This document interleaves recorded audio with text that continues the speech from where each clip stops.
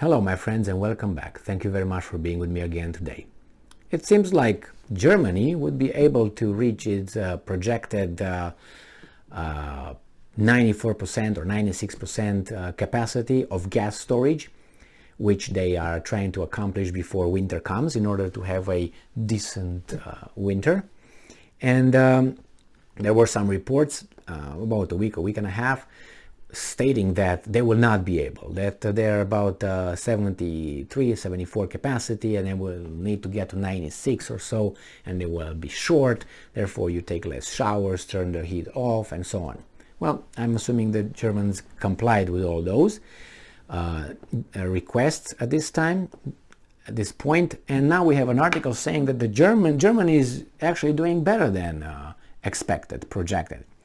And this article comes from Republic World from August 23rd, 2022. German gas storage 80% full, progresses despite Russian cuts. Good news. Germany's natural gas storage facilities are now more than 80% full, showing steady progress despite a drastic reduction in deliveries from Russia amid the war in Ukraine. Gas storage in Europe's biggest economy has reached 80.14% of capacity, according to industry figures released Tuesday. The head of Germany's network regulator, Klaus Müller, tweeted that storage is, quote-unquote, being filled steadily, but cautioned that a planned 3-day halt to deliveries through the Nord Stream 1 pipeline from Russia next week, quote-unquote, could temporarily dampen the effort. And it says that natural gas is used to power industry, heat homes and offices, and generate electricity. Increasing the amount in reserve has been a key focus of German government since Russia invaded Ukraine to avoid rationing for industry as demand rises in the winter.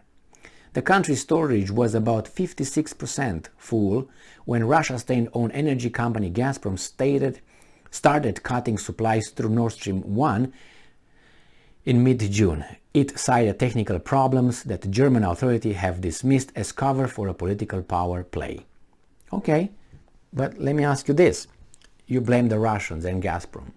Okay, where is Gazprom Nord Stream gas pipe number 2? Nord Stream, where is it? Why is it off?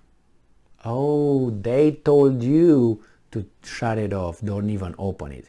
So, yeah, okay, if you wouldn't have imposed any sanctions and got your nose where it didn't belong, since you were supposed to help Ukraine implement the Minsk agreements signed in 2014, right, or 14, and you were a guarantor that they will, and you didn't, and then you sanction these guys, you sanction yourself by turning off, not even starting the Nord Stream pipe 2, and now you say, oh, the Russians, because the Russians are power playing with Nord Stream 1. That they have some problems, and yes, probably they do exactly what you say. But who triggered that? The Ukrainian war or your decision to sanction them without having anything with them? Remember, you're still guilty that you didn't make the Ukrainians implement what they signed. That's a legal document. That's turned into being international law after it was signed by countries. You know that? So yeah, a little bit, the big a little bit smaller. So in recent weeks, Nord Stream 1 has been running at only 20% capacity. Gazprom announced Friday that the pipeline will shut from August 31st to September 2 for what it said is routine maintenance at a compressor station. Maybe it is, maybe it's not. Germany is one of several European countries to be hit by reduction in Russian natural gas by its own doing.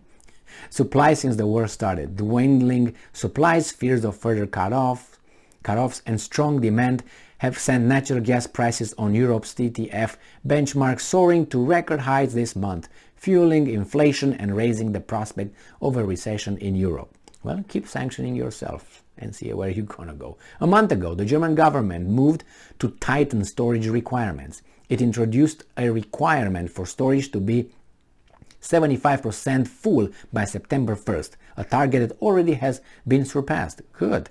and raised the targets for October and November to 85 and 95% respectively, from 80% and 90%. That's very good. That's very good. And at what cost for the German citizen? Because you can celebrate that, but it's going to be hardship among Germans. They don't live the life they would like to live because some people over there decided to take care of these guys. So they are concerned with the public now. He said one of these important people, Torsten Frank, he's the joint managing director of Industry Coordination Group Trading Hub Europe. He's now all okay with, he said that he's very confident that private households won't have to freeze this winter. That's great. That's great. Russia accounted for a bit more than a third of Germany's gas supplies before the supply reduction started. In addition to prioritizing storage, authorities also try to encourage energy saving. Personally, I'm very weary when I hear leaders doing such things. I come from Romania. Romania was a socialist country led by a communist party, and they cut a lot. They did a lot of these kind of things. Like, in the benefit of the country, you guys have to suffer, not because their policy was crap. No. We are all together in this. The capitalists are working to destroy us, so we get together. You know what? We're going to freeze this winter for the benefit of our country. We fight the capitalists. Nobody believed it, but a few weasels over there who held the power. That was it. They didn't care. Held the power. So I'm very, very familiar with this kind of shortages of anything. Food, gasoline, if you want to use benzene,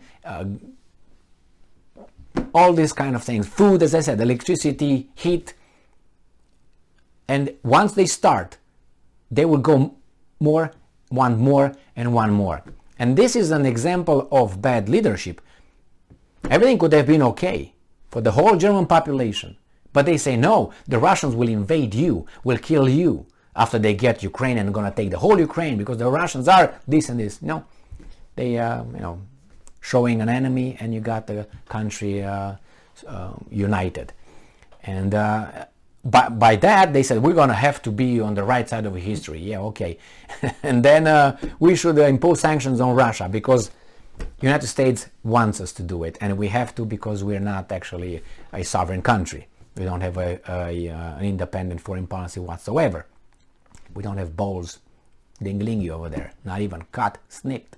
So, and then they asked the population to accept less and less a worse standard of living because some people somewhere want those guys to be hurt.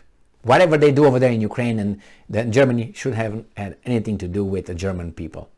But they got in the middle, and now they're all caressed over the head of good job.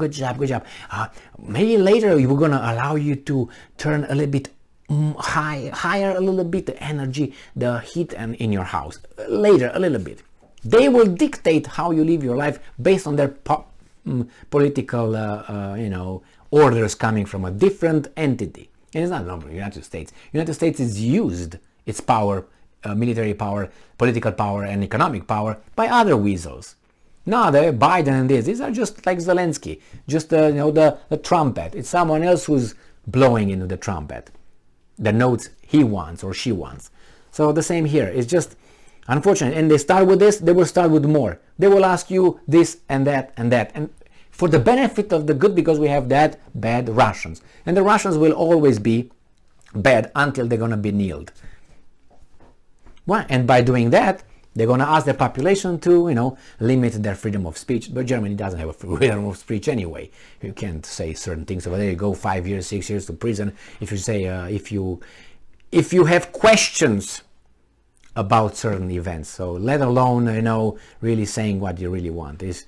And they say about the free world. Okay. Thank you very much for being with me again today. Stay strong, stay smart, look for the truth, and be just.